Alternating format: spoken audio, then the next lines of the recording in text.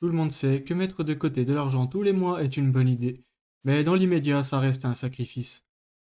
Pourtant, vous pouvez être sûr que vous ne regretterez pas de vous lancer dans cette voie.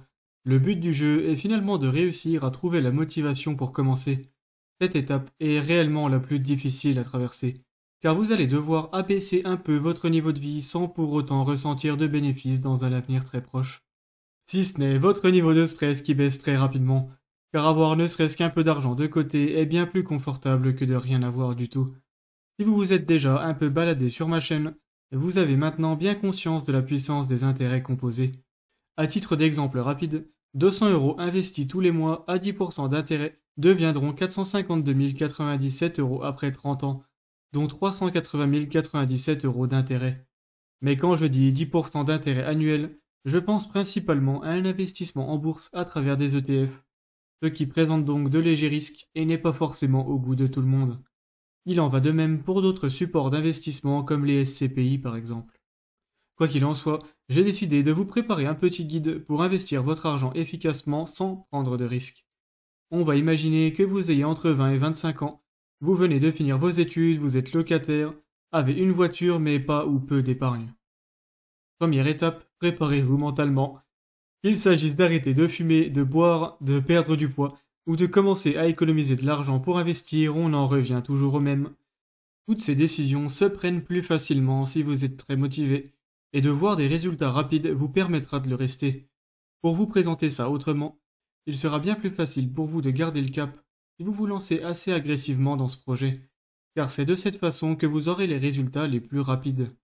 Si 200 € par mois pendant 30 ans deviendront 380 097 €, eh bien ils deviendront plutôt 1 356 292 € si vous passez plutôt à 600 € par mois.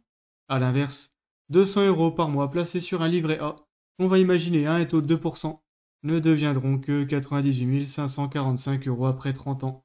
Et cette perspective ne motivera personne à commencer d'investir. Prenez donc le temps d'approfondir vos connaissances et lancez-vous quand vous êtes prêt. Mais ce jour-là, mettez-y une intensité telle que vos résultats vous donneront envie de continuer. Deuxième étape, prendre soin de vous. Ce palier est assez évident quand on y pense mais a tendance à être négligé. Que vous ayez fini des études poussées, vous donnant accès à une carrière prometteuse ou non, le fait est que plus votre santé est bonne, et plus vous serez à même de mener votre carrière efficacement, et donc de gagner plus. Et d'ailleurs, à quoi bon gagner beaucoup d'argent et en économiser agressivement si c'est pour être épuisé au moment d'en profiter plus tard dans votre vie?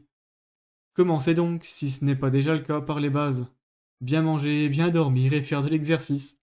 Tout ceci vous permettra de faire carrière dans les meilleures conditions, car être en très bonne santé limite les risques de blessures, de burn-out, de dépression et de bien d'autres choses. De quoi vous rendre optimiste.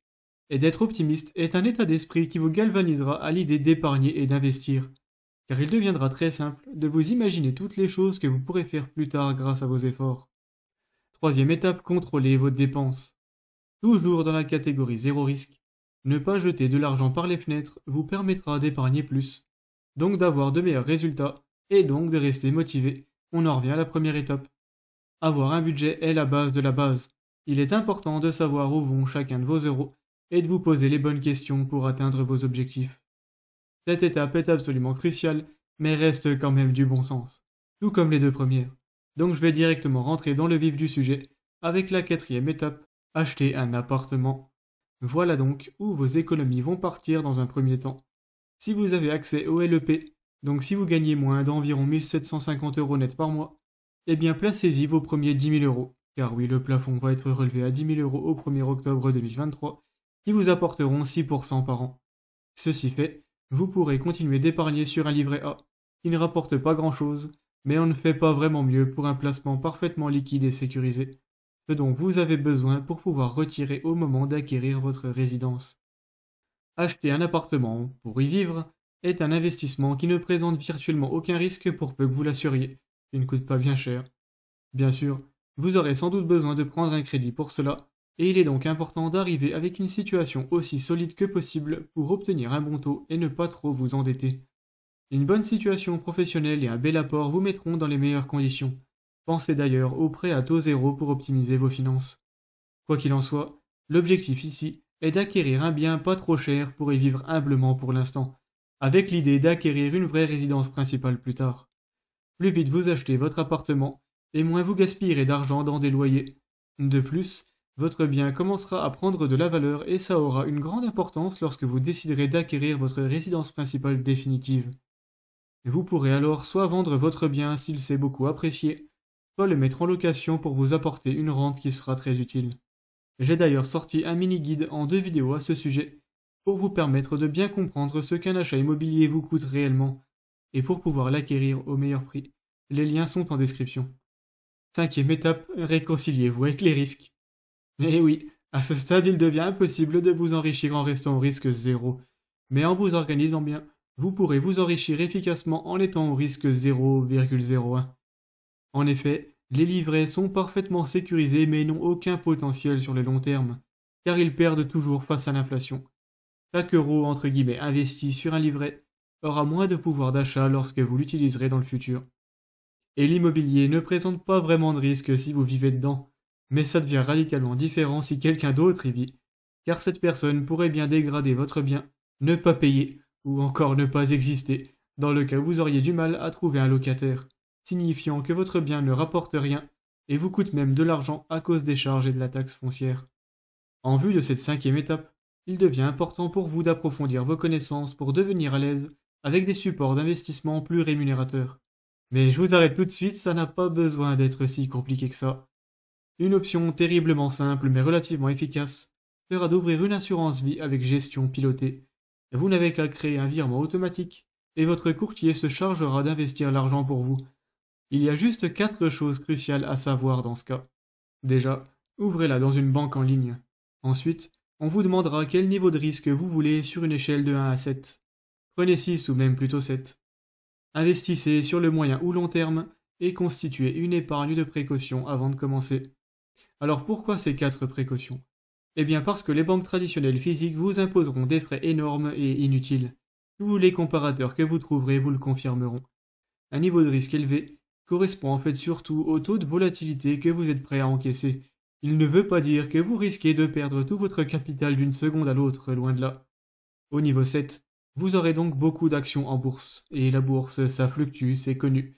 Mais elle monte de 10% par an en moyenne historiquement, et plus vous restez investi sur le long terme, plus vous vous rapprocherez de la moyenne, c'est mathématique.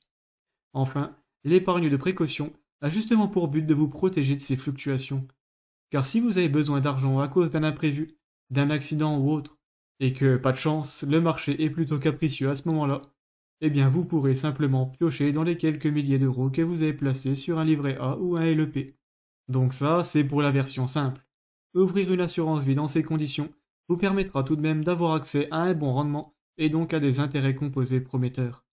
Au fur et à mesure que vous vous rapprocherez de la retraite, il deviendra intéressant de baisser le niveau de risque sur l'échelle de 1 à 7, pour que votre courtier commence à acheter des actifs plus sécurisés qui viendront limiter les fluctuations. Une stratégie plus optimale et à peine plus difficile à mettre en place sera plutôt d'ouvrir un plan épargne en action et d'acheter des actions vous-même. Ça peut sembler intimidant comme ça, mais la vidéo que j'ai sortie la semaine dernière vous donnera 7 raisons d'investir en bourse et vous expliquera en détail pourquoi ce n'est pas si risqué et si compliqué, en plus de balayer quelques idées reçues qu'on peut posséder après avoir regardé certains films bien connus. Le lien apparaît en haut et sera aussi en description. En résumé, il est parfaitement possible de s'enrichir jusqu'à un stade assez avancé sans prendre de risques, de façon plutôt optimale. Mais cela devient inévitable une fois que vous possédez votre résidence principale définitive. Si vous souhaitez avoir une retraite confortable ou encore arrêter de travailler plus tôt, il sera primordial de vous placer sur des supports d'investissement qui ne sont pas 100% garantis, les livrets d'épargne étant une fausse bonne idée. Quoi qu'il en soit, je vous invite à commenter sous la vidéo s'il vous reste des questions, je tâcherai d'y répondre. Mais ça sera tout pour moi aujourd'hui. N'hésitez pas à aimer la vidéo si elle vous a été utile, et à vous abonner à la chaîne si mon contenu vous plaît. Ciao!